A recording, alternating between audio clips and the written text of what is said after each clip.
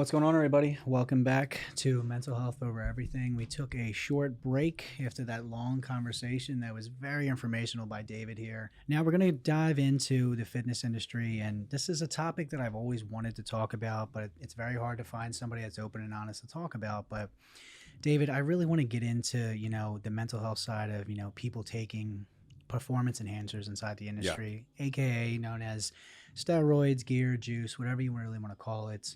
I have a very strong feeling that, mental health and mixing performance enhancing drugs together is just something that's not good in this generation.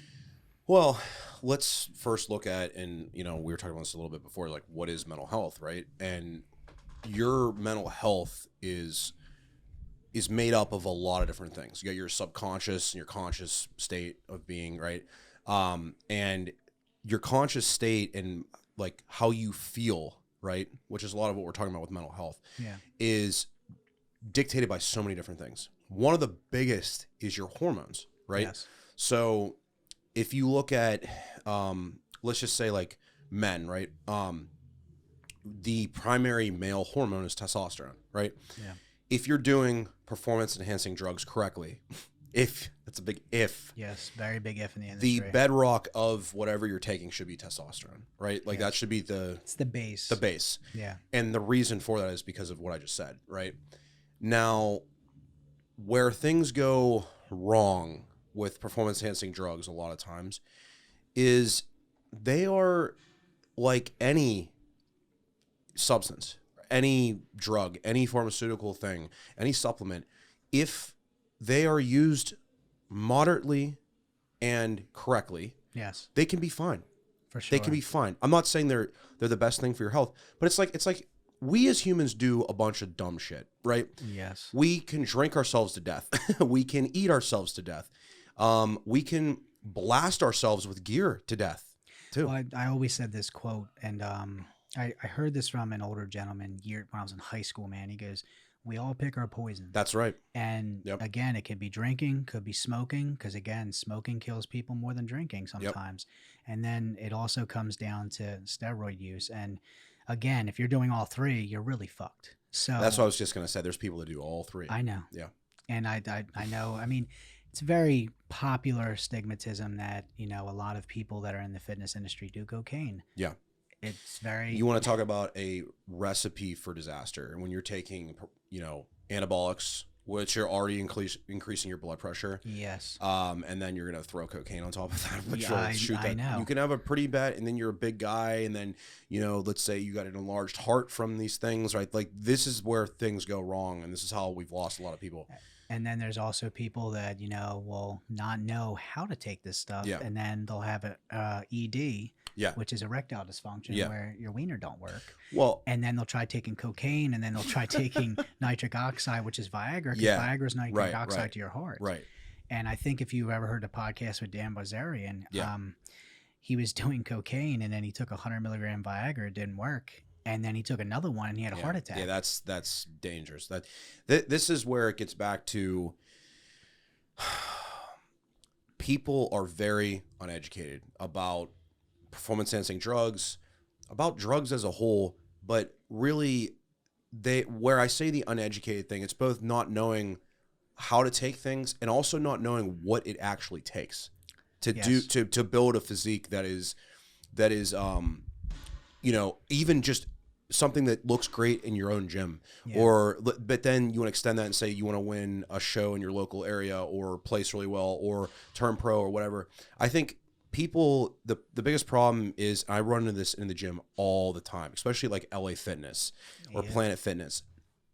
Kids come up to me, like 18, 19, 20. Come up to me as well. And they will say, "Hey, I'm taking this amount of tests, this amount of trend, this amount of this, blah, blah, blah. Like, how much do you take?" It's like, well, first of all, right now I'm taking TRT, so I'm not taking anything you just mentioned. They're like, what? Like, just discretion, everybody that is watching this. If we do mention milligrams, if we do mention anything that is illegal, we are telling you guys from our own personal experience. We are not telling you to take any of these things. This is for educational purposes only, everybody. So again, I'm going to mention a steroid cycle that a 22-year-old kid had mentioned to me that again, if you guys are younger and you're trying to experiment with steroids, I would suggest contacting a coach that actually Yes. knows what they're doing. Number one. Number two, do not follow everything that is on the internet. Yeah. I can tell you right now from working with the guys that are in the Olympia, Yeah. the things you were seeing on the internet versus real life, it is 4 times, 5 times the amount. At one point, there was a kid that was convinced that Kai Green was taking 4 grams a test, which is 4,000 milligrams a week. I can tell you right now, these pros have amazing genetics, and they are not taking a quarter of what you guys think they are taking. That's exactly right. So educate yourself, number one, with the right information. Talk to somebody that does personally do them first. And then on top of that, if you really want to do it, get a coach. Yeah. Because I'm telling you, less is more. And vet that coach. Make sure that coach is not going to steer you the wrong way, because there's a lot of coaches out there who are going to say, oh, yeah, I'll help you out. And then they'll put you on. I will tell you this right now. That is the biggest thing that a lot of people have to watch out for are these fucking coaches. Yeah. That'll put you on a fucking cycle with trenbolone in it, 1,000 milligrams a test, Yeah. all this, your first time ever taking anything. It's, Like, you're going to blow up. You're going to evaporate this like a sponge. Listen. yeah, you will. But And again, I will say this. There are coaches out there that just want to get you big because you are a billboard. That's all you are. That's right. They don't care Yep. about your health. That's They want exactly you, right. you say you want to win. They're like, well, you told me you wanted to win. Listen, there is a mental side to this. You have to have the right mindset to know that not everybody is your friend and not everybody's trying to help you. Get the right coach that knows what they're doing, because some of these coaches will put you on an insane cycle and then you will regret it the rest of your life. In a good way, if you're watching this, if you want to know, how do I pick the right coach, right?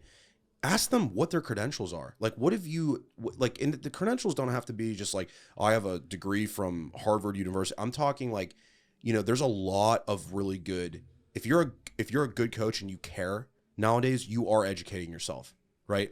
You're getting certifications. Like, I've gone through J3 University, which is a John Jewett program, where in that entire course, it's very advocated for very minimal use. Okay. The most minimal, when it comes to PEDs, I'm going to even say, I don't care what it is. It could be alcohol. It could be, testosterone. It could be caffeine.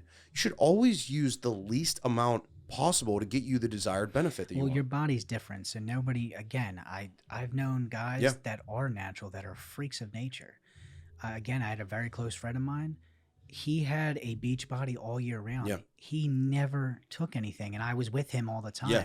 He knew nothing about it, and I told him, I said, because again, he's like, dude, you really are a good friend of me. You never pushed me to take anything. And he's like, I know you take things. And I'm like, well, dude, you don't need it. I said, if you absolutely need it, I would tell you how to do it. But at the same time, there are some people that don't physically need it. And that's the thing. A lot of these kids now are not putting in the 3 to 5 years of working out before taking anything. Dude, I trained I trained for 9 years before I touched PEDs. 9 years. I trained from 14. People. I started at like 20, dude. Okay, well, that's still 6 years though. No, I know, but at the same time, in reality, if we can go back and you can go back in time and tell me I'm a jerk off, I'd be like, I would have started at like 25. Yeah. Why? Because that's about when I was 24. I will personally tell you guys, life is hard already, but it is fucking hard on gear. It's fucking hard on PEDs when you're just starting to learn life, have a job, have a functional relationship. I can tell you right now, part of my relationships ended because of my fucking roid rage episodes. And again, roid rage is a stigmatism. I don't want to say that I obviously take maintenance stuff now. When you are taking things at milligrams, you don't know what the hell you're doing. Yes. There are certain things that are bottling up. There are going to be side effects you don't know how to handle. And I will say this, I was not the best version of myself on this stuff at certain times. Trenbolone is definitely not good for me. It made me feel I don't know too many people it's good for. Personally. So again, but there are some people that can take it, does not affect them. Yeah. Some people get agitated, or some people have other life episodes happening or things that stress them out that make it worse. I can tell you right now, being on Trenbolone, it made things worse. A little tiny situation became even bigger. Yes. Tren is one of those things, in my personal opinion, where it really depends where you are in life, right? It's going to take, okay, so I always use this example. Steroids are very much like alcohol, where they're going to enhance more of what you are. Oh, yes. So if you're this guy that's walking around and you are kind of just an asshole, You're right? gonna be a And bigger you're gonna be fucking a asshole. fucking dick. You're gonna be okay. a fucking cocksucker. Now Sorry, me, everybody. my whole life, I've always been very upbeat and passionate and driven and stuff. And so I'll be honest with you, for the most part, they make me more of that. Okay. Yeah.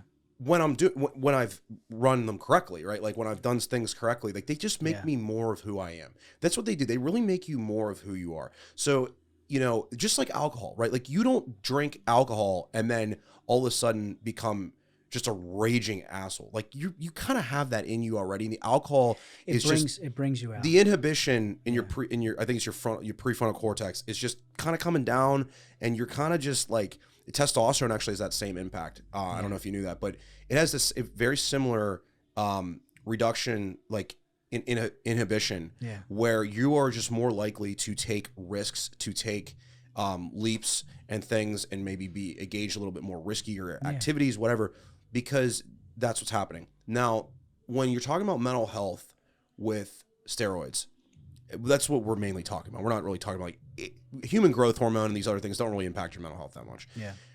The reason that steroids impact your mental health is the same reason that if you're listening to this, guys, that your girlfriends are extremely,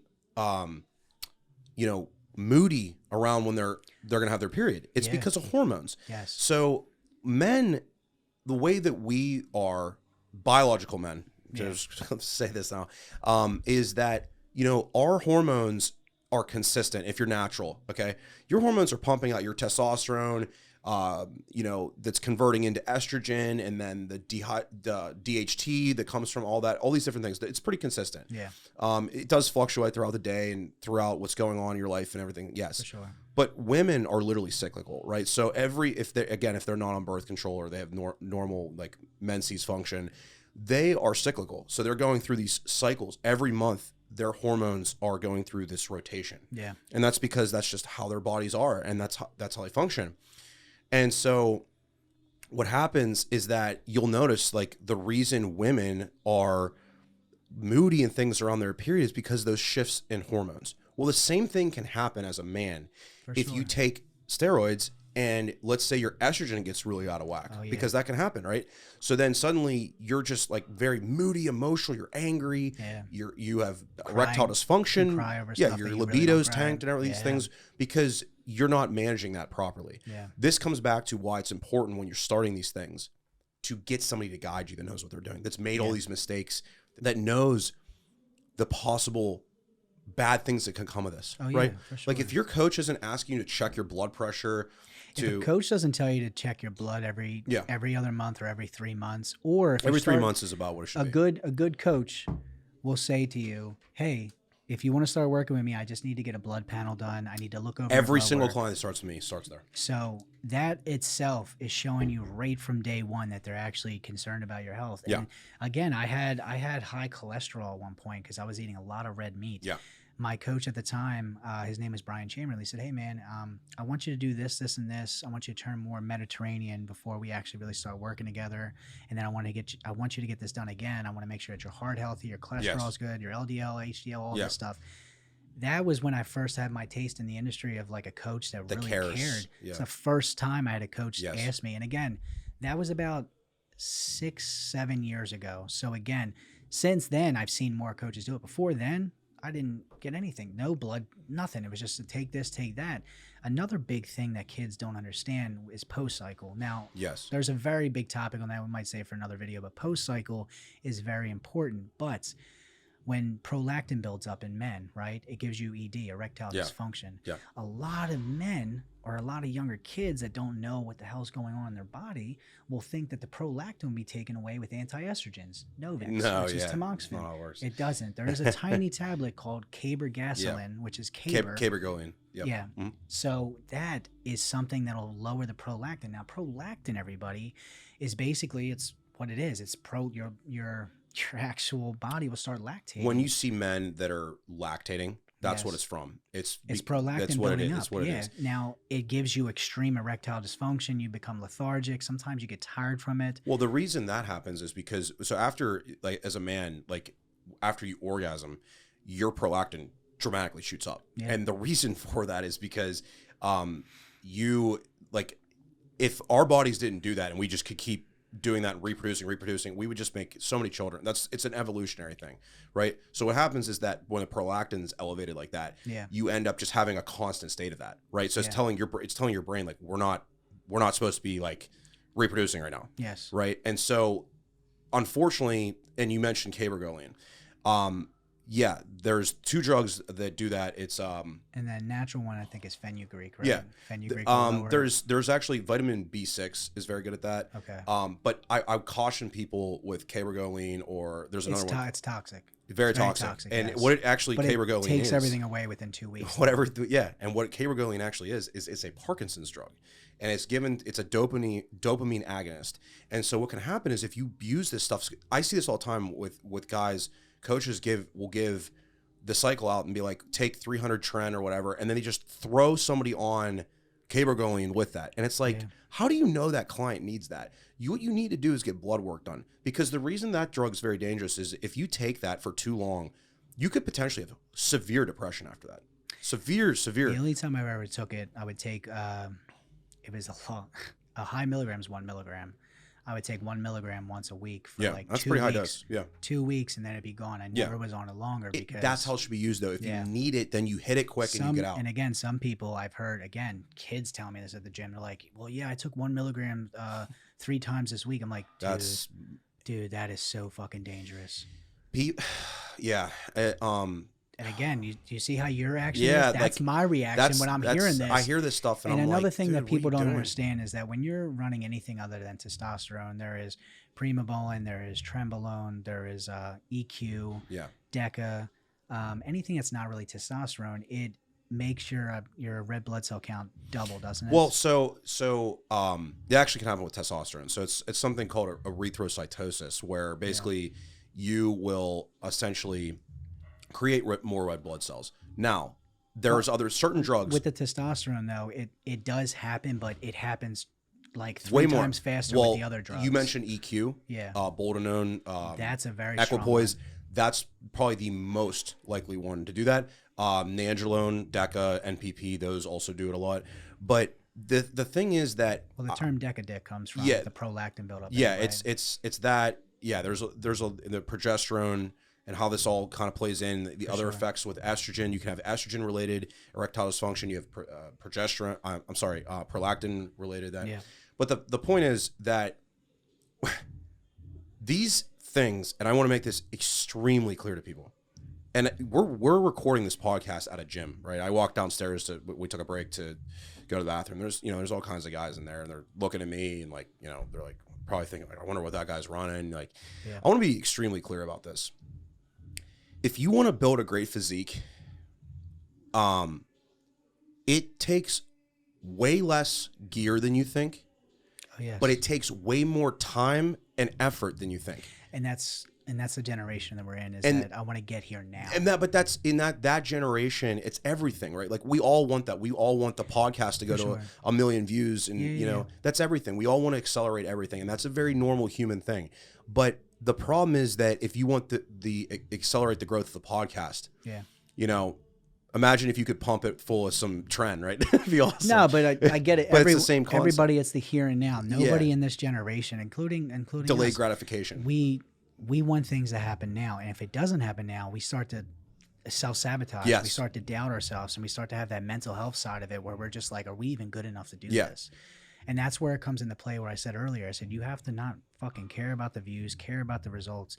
You need to just work at your own pace, because everyone's different. Chris Bumstead was not born that way. No. I've seen him come up over the years. Yeah, me too. And again, it's a lot. And again, this is the reason why I wanted to make this video. I think it's a very touchy subject, talking about steroids. And again, I've never seen myself talking about them. But in hindsight, I think it is so crazy that, 10 years ago going in a gym, there's 100 people, 20 of them are on gear. And now you go in the gyms now and there's like 100 people. Dude, it's like 60 to 80 of them. Well, even women are taking. And you see how this works then, right? Because if I'm a 20-year-old kid and I'm like, okay, like, so I'm taking 500 test and 400 DECA, but then there's Dave. He's, borderline. He got fifth in Universe last year. He's going to turn pro probably in the next few years or whatever. Yeah. Dave must be taking 2 grams because he's so much bigger than me. It's like, dude, I've trained 10 years longer than you. Like, do you don't understand that? And Like, that's the thing, man. Like, I didn't start realizing until the last 5-6 years of my life that taking less has benefited me more. Yes. My mental health, everything. But on top of that, just the longevity of my body. Yeah. I don't have aches and pains. I feel great. it takes so long. I've taken 1,000 milligrams of test for like 8 weeks. And I'll tell you what, I got very watery. I was feeling lethargic. I wasn't feeling, and I remember I think I was like 22 at the time. I was like, I'm going to take this. I'm going to take Deca. What happened? I got Deca dick. Deca, I can smell it. It makes my dick not work. Again, it happens with some people and it doesn't. But I remember taking this large amount. I'm like, I'm not seeing anything Different. And the older guys are in the gym. He's like, dude, back in the day, I've never gone over 500 milligrams of test. And that's a base. He's now the older generation that do TRT, which is a TRT dose is mostly in the bodybuilding industry. A TRT dose with a doctor is like 200 milligrams a month. At most. Well, at month though. Yeah. But in the maintenance bodybuilding industry, it's 200 milligrams a week, which is still a very low base, but it's a good base to go off of. I know people that have won shows on 200 milligrams of test. Exactly. Yeah. So it's like, you guys want to rush the process, but these younger kids, again, this is my rule of thumb when I'm at the gym. I'm very open with people. I'll tell them, hey, I've taken steroids, done this. But if they're under 25, I talk them out of it. If they're over it, I tell them. That's exactly my threshold. And I tell them at 25 or more, I say, hey, listen, and guys are in their 40s. They're like, yo, what's it like taking tests? I'm like, if you've never done it and you're doing it now. But the thing is, there's a certain level. TRT maybe at that age. It depends. If the kid's if he's like, I've been working out since high school, I'm trying to do this, and they're over 25, I'll say, listen, if I were you, start out with a baseline of tests, maybe an oral. I said, but don't go into the extreme stuff. I know a 22-year-old kid right now that's running 1,000 milligrams of test. He is running 800 milligrams of Deca. And he's running 350 milligrams of Trenbolone acetate while taking 50 milligrams of D-ball. Everybody, do not take these measurements and think that this is a joke. That is the worst fucking cycle I could ever tell somebody to do. If I wanted to tell somebody, hey, do you want to not live longer and do you want to have extreme side effects? I will tell you that exact fucking cycle. Yeah. Nobody in their fucking mind should be taking a gram of test. And again, are there people out there that do it? Yes. Some of the pros, again, on a whole, if there's 100% of pros, I can tell you maybe 20% of those pros are taking high dosages like that. The rest of them, they're maintenance. The rest of them, it's focusing on diet. It's focused on technique, everything. It's the boring shit that nobody wants to talk about or hear about. It's like, and the thing is that, like, you talking about that kid taking those doses, right? It's like that. I'm going to tell you what's going to happen to that kid. Okay, if he's already having heart issues. Yeah. Well, if he's lucky enough to make it through that, right? Yeah. He's going to not last long in this sport because what's going to happen is that he's going to burn out, right? That's what happens. It's like if you drink 14 cups of coffee in the morning, you're going to probably feel great for about, 5 minutes, and then you're going to have panic attacks for the rest of the day. You're not going to make it through the day. Yeah. Right. And so what happens is that when it comes to steroids is like, and I've watched this, I have very good friends that I've seen do this kind of stuff. They competed for maybe 2-3 years. Yeah. To be great at bodybuilding, to turn pro, to be good as a pro, you got to be extending your time horizon 10 to 15 years. Okay. It takes a long time to be good at anything, let alone building your body and becoming one of the best bodybuilders in the world. And I will say this, everybody, and this is something that I might get a lot of hate for, but I'm going to say it anyway. Just because you turn pro does not mean you're a fucking coach. Yeah. I'm sorry. If you're a pro and you're a coach, cool. Again, this is the most common thing that I hear people say is that, oh, you're a COVID pro, meaning that there were people during COVID that knew they could get into a show that was smaller because people weren't showing up, and they became pro. Yeah. I don't respect people that did that intentionally. Now, again, the people that have the representable physiques, yes, I respect it. But I have known people, and this was the biggest problem when it came to men's physique. Okay? Men's physique is great, but you had people that were fucking bodybuilders that could not become pro. Yeah, they dropped the weight, and then they went down and became men's physique. I know a couple people like that. I know somebody that did 2 shows and became a pro in men's physique. Yeah. It does not, a pro card does not mean that that person is going to make you a pro. I'm just telling you guys this now. Not every pro in the world can do this. So you have to be mindful, and you have to know, like we said earlier, know the coach's background. Yeah, just even like talk, you can get a very good understanding of somebody's knowledge. And it's like what you really want in a coach is, I'll be honest with you guys, anybody could sit here and manipulate your calories and tell you to do cardio at this time and that. Like that doesn't take somebody that's very intelligent. I'm going to be honest with you. It's not hard. What is hard is when there's problems. What happens when my estrogen's high or my prolactin or what happens when, you know, it's like I'm not sleeping right and I'm 2 weeks out and then it's like you got all these, then suddenly that coach has you on like 47 different drugs. And then he's like, just take this drug to sleep. And it's like, this is where it comes down to understanding and knowing, like, or like running into some digestive problems or something.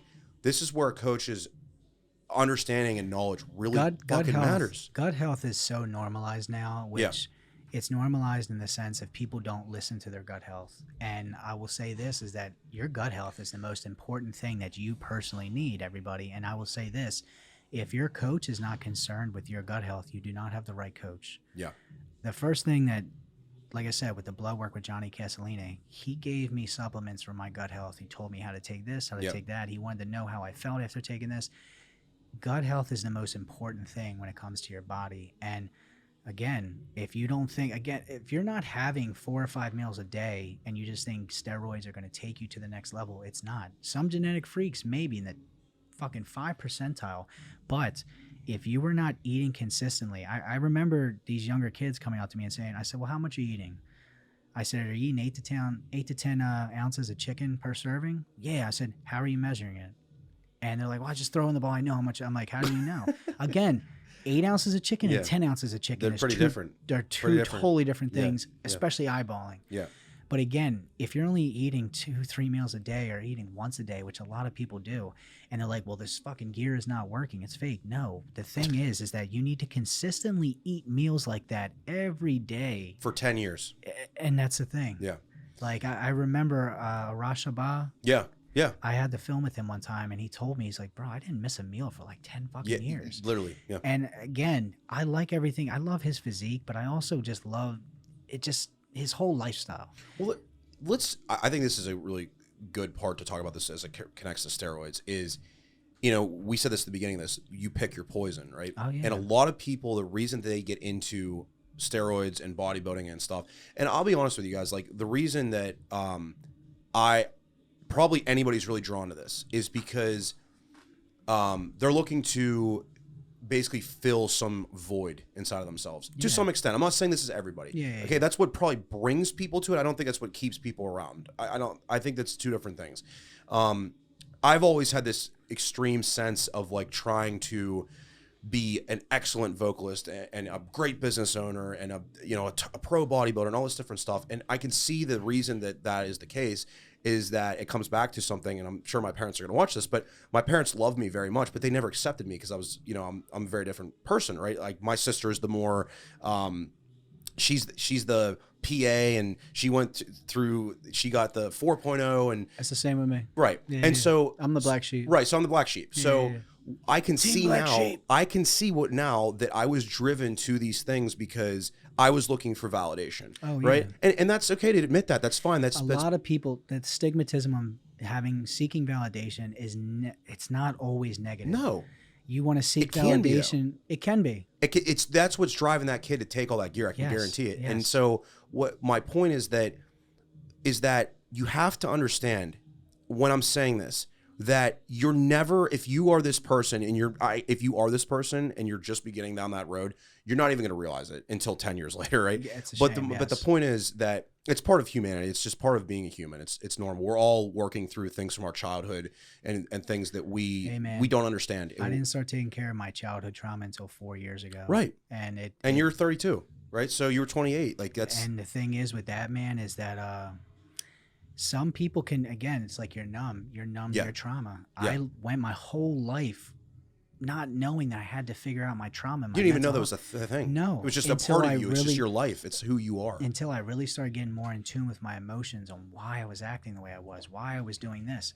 Taking fucking anabolics, man, when I was taking Trenbolone, and I was like, why the fuck is my life worth it anymore? Again, right. There'd be times where this is very hard to call yourself out on your own shit mentally. I remember I didn't know what was going on with me, but every time I had some type of episode, it was on a certain drug. Trenbolone. Yes. Was not good for me. But I realized that I would always think so negative. Like I think negative regularly, but this was to like times 10, where I was like 10 times harder on myself. And it was because of the shit I was taking. Yeah. And it was making me feel worthless. It was making me stressy. It was making me not eat at all. Yeah. And then it's like you're taking this drug to help you look better or whatever. And then it's like, then you're not eating. And it's like, it messes up your mental, man. Yeah. And so, the point I was making about the validation thing is that what happens is that if you are that kind of person, you have to understand that nothing's ever going to be good enough, right? So meaning like you're never going to build a physique that you feel is like, oh yeah, I finally did it. Now I feel accepted, right? Because everybody's going to come up. This is what happens to me if I go out to a bar or I go out, if I go to a new gym or something, I have countless people come up to me. Man, you're huge. Like, I want to be like you, especially the drunk guys at the bar. Oh, you're huge, man. I want to be like you. What do I have to do to be like you? It's like, that was cool for the first couple years. Right now, it's kind of like, all right, dude, like I'm tired of hearing about this. Yeah. But what's funny is you picked up on more by dudes than chicks. Right. It's fucking crazy. Girls admire from afar. It's just how they are in general. But what I'm saying is that you have to heal that internal need for validation within yourself. You have to learn to love yourself and accept yourself. I know this sounds really like spiritual and cliche and whatnot, but it's a true thing. You don't realize it until you're really self-seeking yourself. There's never going to be enough people that tell you, Brandon, you're enough girls that tell you, I love you and you're so good looking and you're jacked and you're so successful and everything. If you don't feel those things yourself, does not matter how many people tell you that. It does not matter what I personally feel, like how many people have told me over the years, your music's changed my life. I follow you because you're motivational, whatever. For sure. My point is that you have to find that in yourself. And what I'm saying this as somebody that's gone down 10 years of probably more of that is if you think steroids, and I know people are listening to this and thinking like, what does this have to do with one another? Well, it has a lot to do with it because bodybuilding is this is the back end of it. This is the back end. Don't talk about. It really draws people in that are like what I'm just saying because it's a great way to get validation, right? If I could build a great physique, then people will love me, right? Girls will love me, guys will admire me. That's the trickery, man. I have the nice car, I have the nice teeth, the tattoos, all that. So like again, there's I started realizing that certain people need validation. Like I used to be manipulated by certain women and certain people that I wanted to show them I was a good person, but that was their way of manipulating me, just telling me I wasn't. How good? Yes. They would tell me how I wasn't a good person, and I'd be like, well, why am I not a good person? I'm only doing, and that was the manipulation, is that I was seeking validation from people that didn't have my best interest. And I think a lot of people do that. And I had a friend of mine, he's a very successful person. He was cheating on his girlfriend. His girlfriend left him. I had talked to this dude every day for almost fucking 6 months, calling him, boosting his, hey man, you're a great dude. Don't worry about her, this and that. Only to find out that he was feeding me lies. He did cheat on her. He did. He would fucking till he's red in the face say he didn't. Yeah. And it took him almost to a year later to admit to himself, I did do these things, admitted to the girl he was with. So what I'm saying is that he needed to seek validation every day that he was a great dude. Yeah. And anybody you had to reaffirm that. I had to boost his ego and say, dude, any girl wants to be with you, man. You're a great looking dude. You got money coming in. You got this, that, businesses. I said, you're a great dude. He needed to hear that to get out of bed. Yeah. And that's when I started feeling, like I said, there's everybody in this world that needs to seek that validation. And again, I was in that position years and years ago where like I'd have certain exes tell me, oh, you're not a perfect dude to have a fucking family with, this and that. I'm like, how are you? And it was a manipulation tactic. Yeah. People are always seeking validation. And once you get that out the way, especially when it comes to the bodybuilding scene, some people need to be at a certain status to be happy, but they're not happy within themselves. If you were not happy within yourself, then no matter what status you get to, you'll never be happy. You get the pro card. Yeah. And then what? But that's the thing. What is the biggest question here? You got to ask yourself a question. Why are you taking gear to begin with? Is it for competing purposes? Is it for self-validation, seeking attention? What is it? What is your main goal if you want to take something? Because I will tell you this. Once you do get your pro card, once you do get the trophy, if that was just your goal, what happens after you win? Yeah. You get the post-show blues even though you won. And I feel like what we're talking about right now is very making bodybuilding sound like not a good thing or something. So I want to be clear, but I want to say this. Bodybuilding's changed my life for the better dramatically. Yes. It has built me into being a very confident man. It's built me into, it's built my career. I make a living off of coaching people and stuff. So I want to be very clear about this. I would not do this and I would not coach people if I did not think it was something that was good. But I do want to say that what can happen is that it can be very toxic, like anything. Anything can become toxic if you are doing these things for the wrong reasons. I have literally changed my entire life by building myself. Yes. I said myself. I didn't say my physique, right? Alongside building my physique, I have aimed to personally develop myself and build myself into a better man. That has been the goal of my life. That will be the goal of my life until I leave this earth. And so one day I'm not going to be able to train the way I do, to take, PEDs and these things. One day the doctor is going to probably tell me, hey, you need to slow down, right? Or I'm going to come to that determination. And the thing is that what's going to happen after that, right? Am I going to just like lose my whole identity? No, because... that's a very, I mean, you probably have dealt with this with certain people. As soon as people fall off anything, they feel they have nothing They left. have nothing. But the thing is, everybody, is that you do have so much more to give to this life besides that Your physique, part of it. whether And that's you're the fit. and that's the mental side of everything when it comes to bodybuilding. Don't just think. And again, I've always respected my one client, Carlos Thomas Jr. Because Oh, I love him, yeah. Carlos, number one, if you talk to him for 5 minutes, you just see what a great dude he is. His dad is at everything he does. What a great family. I've met his whole family, amazing people. Carlos loves bodybuilding, but it's not everything to him. Yeah. Meaning that he got his college degrees. He has a separate job. He literally takes time off, any health reasons whatsoever. Like, he listens to his body and he listens. There's more to life than what he's doing. It's a passion of his. And there's a guy who could possibly win the Olympia someday, And right that's, there, in my opinion. and his physique and genetics are just so unbelievable. Yeah. I had him here the one time when we were doing, it was the stimulation thing. I forget exactly what it's called, but there's a girl named Liani here that does, and I forget the name of her I know what business. you're talking about, yeah. I'll tag her business down below, everybody, but we were doing it and just like seeing the anatomy of this guy and just the way he lifts smart. Yeah. His one trainer, Kyle Smith, I work with them, seeing them work out. The way they work out is just the mechanics of everything. Like, everything is down to a science. But the thing is, I think Carlos can walk away tomorrow from this industry and he's still happy. Yeah. There's some people in this industry that could never leave. They're going to leave in a box dead. That's why, like, I have so many other things I do in life, right? Like, I coach people that are both in this world and out of this world in lifestyle. I make music. Like, the life is more than just looking awesome and on the beach or on stage. It can go away It can go away like that, man. And all you got to do is get hurt or get your mental health fucked up to find that out. And I've lived both of those things. So I want to be clear about this, is that you're building your physique is a great and noble aim, especially as a man. I am a man, so that's the only experience I can talk about. There's merit to this as female as well, but I'm talking to men right now, because men are the guys that are blasting trend and stuff for the most part. Yeah. So I know some women doing it, but I don't even want to get into that. I know. But what I want to say is that if you think that you're just going to build this amazing physique and all your problems are going to go away, it's not going to happen. No. There'll be more opportunity in some ways, but it's not going to make your problems go away. You know what? I'll be honest with you guys. Like, have I gotten prettier girls and more attention and more validation and all this stuff since I've become bigger and more jacked? Yeah, I have. I'm not going to sit here and lie to you. Yes, I have. Is it because I'm more confident or because my muscles are actually bigger? I don't know. It's probably both. But the thing is that you can't just...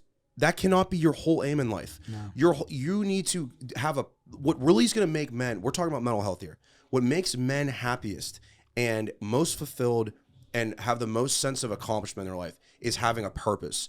And that purpose, every day I wake up in my life, I know that everything that I do, from coaching people to making music to posting on Instagram, comes back to my purpose. My purpose is to help inspire people, it's to help people heal in their own lives, and it's to help people transform their bodies and minds.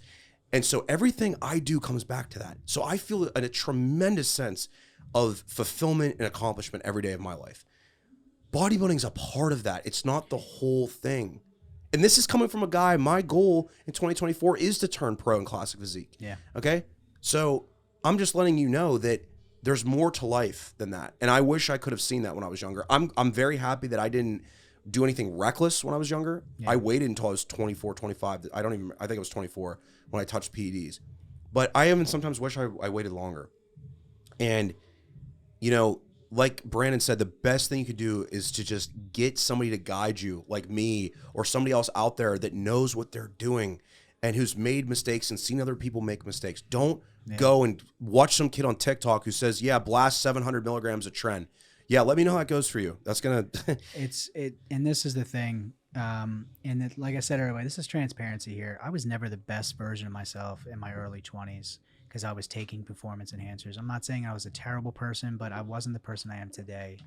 And me and Dave collaborating on this means a lot to me because this is the first time I finally have somebody that's making, I'm not going to say the first time, I have plenty of people on here that make a lot of sense, but this is a very in tune, real, raw podcast of just our real experiences in life. And my experience when I started doing these things is I was seeking validation a lot. I was that guy in the gym that was trying to be a bodybuilder, carrying a gallon of water. I was like, I'd be eating everything. I'm like, I'm bulking. It's bulking season. Like I would just be this meathead, man. And it really wasn't what I wanted to be. That wasn't my passion. And that's the thing. Like I was taking one extreme to another. And I personally, like, I didn't have a purpose. And that I've said this in so many of my posts and podcasts.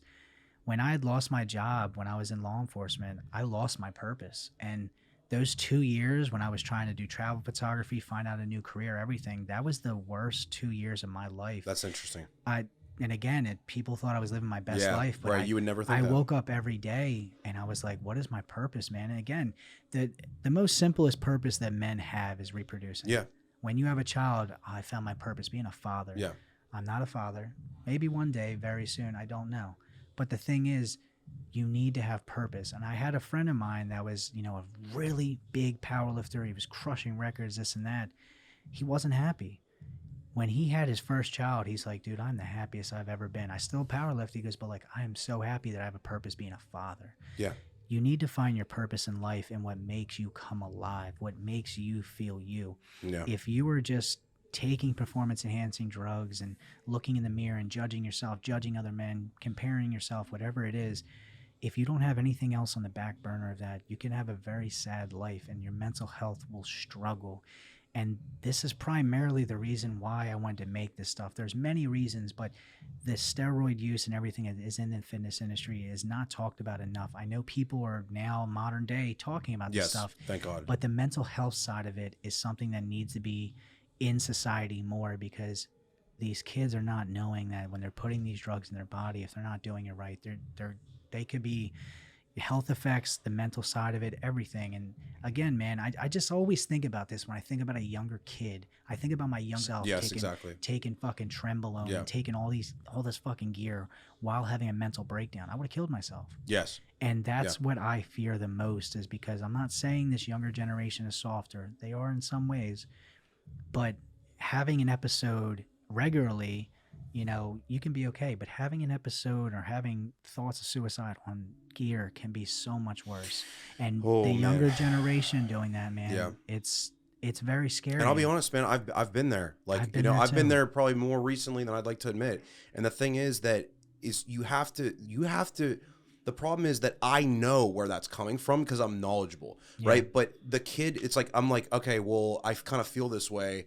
My estrogen's probably off. But the kid who's 20 doesn't even know where that's fucking coming from. They think it's that's exactly my reality. That's what they think. That's why it's like I said before about mental health. Mental health is a collection of a lot of different stuff.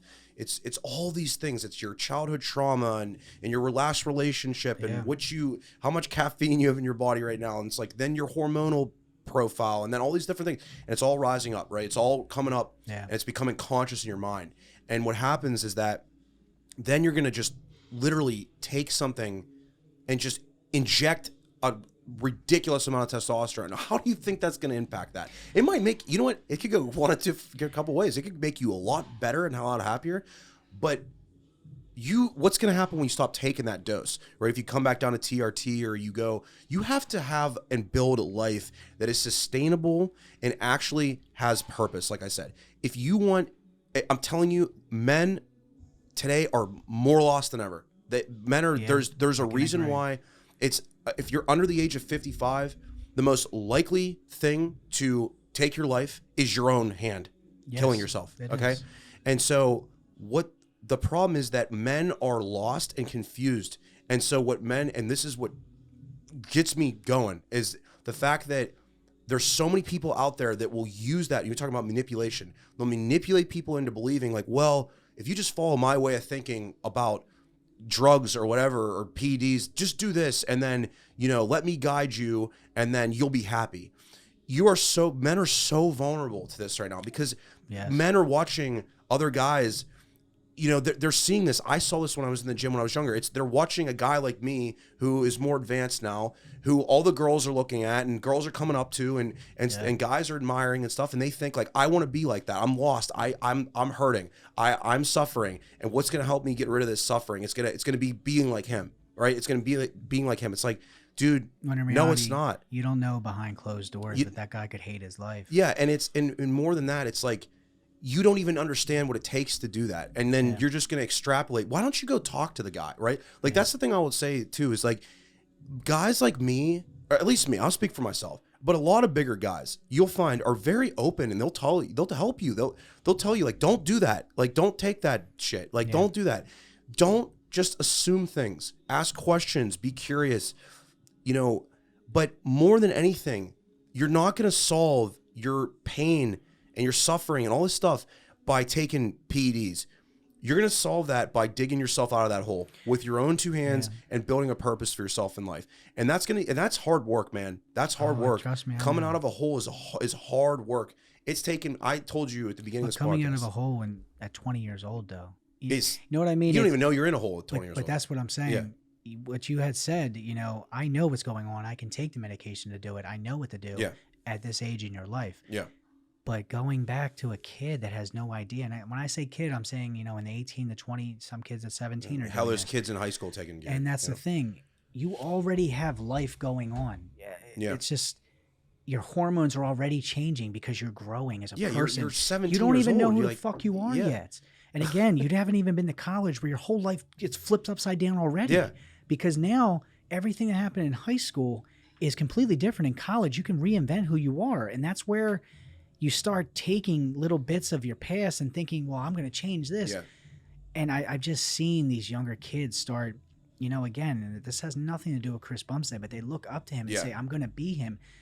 You can be him, but you cannot be him in 2 fucking years. Yeah. Chris Bumstead, he's you're like 29 years old. He's 28, 29. And the thing is that guy went through up and back to be where he's at. And that's why a lot of people respect him. And they're like, well, I want to be like Chris Bumstead. Well, you have to do the same path he did. He went through some fucked up shit. Yeah. And again, everyone thinks he's the most attractive dude, this and that, gets all these bitches. He has one woman, but him and his woman have been through shit. Yeah, they have. They have. She had put up posts before where they were no longer speaking, and then they worked it out. But that's another thing, is that when you have, again, mental health side of this, imagine dating someone that's toxic and doesn't understand your mental health, and then you're still taking gear. But you know what I'm saying? And then that's when things start happening. And that's why, the suicide rate is where it is. Domestic violence is where it is. It all trickles down, but you have to take everything with moderation. What is very interesting as we're having these conversations, I'm realizing something, is that this same thing that drove my friend who unfortunately died of the drug overdose to take heroin is really the same thing that drives people to take steroids. It's a feeling of inadequacy. It's a feeling of wanting some sort of end to your suffering. And I'm not saying this is everybody. Just to be clear, I'm not saying that I took my first cycle for this reason. I'm just saying that there's a lot of people now who I see doing this. Yeah. Right? And there's a reason why that. The red pill, blue pill. Yeah, it's like, and so my point is that you can do these things. You can go, hell, you can go to the bar and have a few shots if you want. You can go take a cycle. You could smoke weed before bed. You can do whatever you want. But the point is that make sure you're not doing it to neglect what's going on here. Yeah. Right? Because if you're doing that and you think that you're going to fix your life by coping with these substances, whether they are recreational drugs, performance enhancing drugs, you're going to be in for a rude awakening. I will say this, everybody. I'm a very big supporter, and you guys probably have heard me on my other podcasts with THC and microdosing mushrooms. Yeah. I believe in microdosing mushrooms because the scientific effects behind it, which we will do a whole separate podcast on, but I had noticed my anxiety and depression start to dissipate when I started microdosing. I'm not going to get into big pharma. That's a whole nother series. That's a whole nother series we're going to get into, everybody.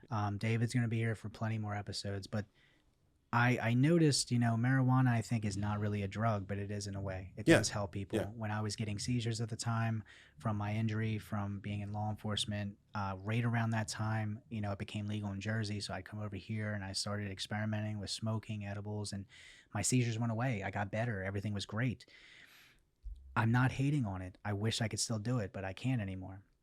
The thing is that I just noticed myself that was my way out at the end of the night. Yeah. That was I had to smoke a blunt. I had to take an edible just to get to sleep. Yeah. And then when I was feeling down, I'd smoke and I'd forget about everything. And then it was the best feeling. I've had some of my best memories doing that. But I just started going down a road where I'm like, yeah, this isn't the most extreme, but at the same time, I'm trying to numb certain things, my issues, my problems, trying to calm down. You're dating a toxic person that's not giving you what you want, and then, you're fighting within your own self, and then you're smoking, which what I was doing. So pick your poison is definitely what I always say to you people. I will say this to anybody that's going through it. And remember, you guys will have David's information. You'll have my information in the description down below. Ask us questions, DM us, email us, whatever. If you guys want coaching from the best coach, email Dave. But the thing is that we need to make better approaches here with mental health, especially when it comes to people with PEDs, especially in the fitness industry, and just overall in general health. Like you're saying, man, is like a way out, and that was my way out. And this might be taking gear and getting to where you want to look. If you're still feeling empty on the inside, you're still going to feel empty even getting a pro card. Amen. Yep. And that's why we need to take precautions. You're going to still feel empty inside. If you feel empty inside, there is no amount of external reward in life that's going to heal that. Yeah. No, there's nothing you can do. You can win president of the United States. You could marry the hottest girl on the face of the earth. There's nothing's going to heal that. The only person that can heal what I just said is yourself internally. You have to do the hard fucking work of healing yourself. And that might sound like cliche or whatever, but it's true. It is the most cliche thing. It is the realest thing. Take it from two people that have lived this. Yeah. Who've lived this. Okay. That's why we're sitting here talking about this stuff. I didn't heal that stuff by building, my 20-inch arms. It's by sitting and talking like this with a therapist and journaling and doing real shit. Taking the extra precautions. And again, my whole thing is like, I wanted to do bodybuilding my whole life. Look great. I mean, then I got down there, why don't I want to do bodybuilding anymore? I just want to look good on the beach. Well, I want to be in shape. Well, I want to be healthy. Yeah. Now I'm like, maybe I want to do an Ironman. Maybe I want to do cycling. It's just like staying physically active is, to be clear, you're talking about like cycling, not cycling because gear. Cycling conversation we're having. I want to start cycling, meaning biking, not cycling gear. That's great. But again, just like trying new things. I literally have a childhood friend that we just reconnected again after a couple years, and he was following my content on mental health, and he's going into some hard times right now where he's like, yeah, man, lost my job and I was doing day trading, but day trading was just to get me money and I'm not really happy doing that. Now I feel depressed. He's like, what do I do? This and that. I'm like, dude, find what makes you happy and makes you come alive as a person. I love traveling. All right. The fact I just got into the trucking industry. I like that I can travel doing trucking, but on top of that, I'm making my own content now. And that makes me happy, making content like this or just making blogging content. That's what makes me happy, is like showing people my day to day and doing stuff. The thing is, most cliche thing you'll ever hear is, do what you love. You'll never work a day in your life. And Amen. That is the most...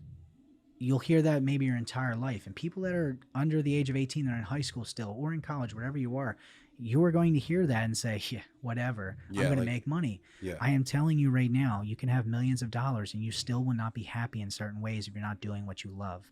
And that myself, I didn't learn that until a couple years ago. yeah, And now just being in a position I'm at, because again, either way, we got to work. We yeah, got to work to do yeah, do something that you are comfortable doing. And again, in our grandfathers' generations, they did whatever to bring in the money to support their family, yeah. whether they liked it or not. And I remember, I don't know if you ever saw the interview with Jim Carrey, when he said, yeah, Talking about his dad. his Yeah, dad, who yeah. wanted to become a professional, was it Trump? He was a I musician. think he wanted to be a comedian.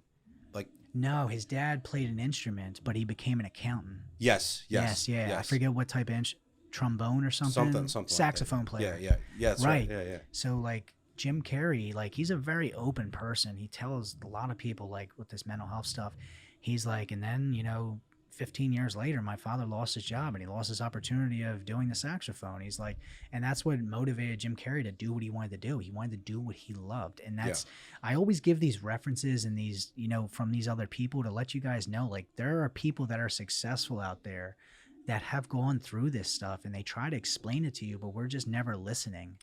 We need to do what makes us happy. It's because we as humans have to literally experience things ourselves to have those wake-up calls. And I'll give a quick one myself. Is when I was 20 years old, my cousin, who was 4 years younger than me, he woke up one morning and he said to his mom he couldn't see. And his mom's like, what do you mean? And so they took him to the hospital. By the time they got into the hospital, he was in a coma.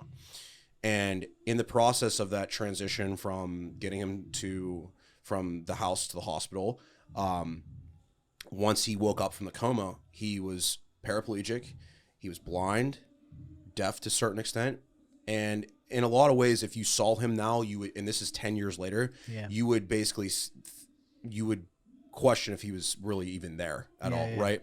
And so that was very, very hard for me to go through. But what that taught me at a young age was, dude, you can have it all taken away from you like that. Yes. And that kid did nothing wrong. He never smoked weed. He never drank alcohol. Nothing. He was a perfect kid. Yeah. And I thought to myself, man, what is the purpose of going and living a life that I don't even care about? Like for what? I could wake up tomorrow. That could be me tomorrow. Yeah. That could be me. I'd be me driving home tonight. Like, so that at a very early age had that impact on me. And I think you bring up the Jim Carrey thing. It's like when you see somebody who took it, get life taken away from them so much like that, you are forever different because of that. When it's close to you like that. Yeah.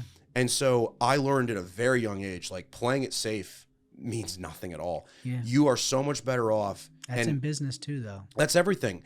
I've spent my whole 20s, I had so much less money than my friends around me and everything. Like I just bought my first nice car like recently, right? For the first time. It's like the amount of, I drove old cars that were not nice my whole life. The amount of gratitude I feel driving that car and pride, it's like, man, I feel so good doing that because it's like I know what it felt like to have those other cars. Yeah. Right. I know it. And this is where it comes back to, as a man, building yourself and going through the trials and the tribulations and the failures and the heartbreaks. It really build you. And building, they literally build you so that when the struggle builds character. Right. When you walk across that stage and get your IFBB Pro card after you lost it once or twice or whatever, that means so much more than if I went my first time and just was like, yep, here it is. Then now you're on the Olympia stage. It's like, well, that's not, and that's what everybody thinks they want. That's a very but that's not what it is. And they've literally done studies on this. They've shown the best thing you could do to have the most happiness and fulfillment in your life is to start out as low in society as possible without it being traumatizing to you, and to continually climb and climb and climb and climb and climb. It actually, if you hit the lottery and got that money, you would actually be less happy than you think you are, because you went from being what you are to just this uber wealthy person with not investing any work and putting the work into doing that. And so what it is that continual building, and this comes back to the PED conversation, is you think if you just blew up from that 20-year-old kid to what I am at 30 years old now, you think that's going to make you happy. No, I can tell you from experience what's going to make you happy is when you're 30 or 28 or whatever, and you look back and you're like, I used to look like that at 20. Like, I've built this over 8, 9, 10 years. Yeah. It's the same thing's true with business. Would you appreciate it? But that's appreciate the thing. It more. Would you appreciate, and this is what I've always said to younger kids, would you appreciate your physique if you could get here in a year versus 5 to 6 years? Hell no. You know what I mean? Yeah. Because it was so easy to obtain. Yeah. But when you look in the mirror 5, 10 years later, and you're like, holy fuck, I went from this to this. And again, I maintained this. I did what I had to do. I got through this. I know people that went through a divorce and they were overweight. Then they became shredded and they were like, I did this. And that's the thing. Like, you need to find your purpose and what makes you happy. Otherwise, your mental health is never going to be there. And I'm glad that we did this episode because it's just, there's going to be a lot more talk on, you know, PEDs, everybody, because I'm sure there's going to be questions. But I want everybody to know, you know, if you're going through something, there's always light at the end of the tunnel.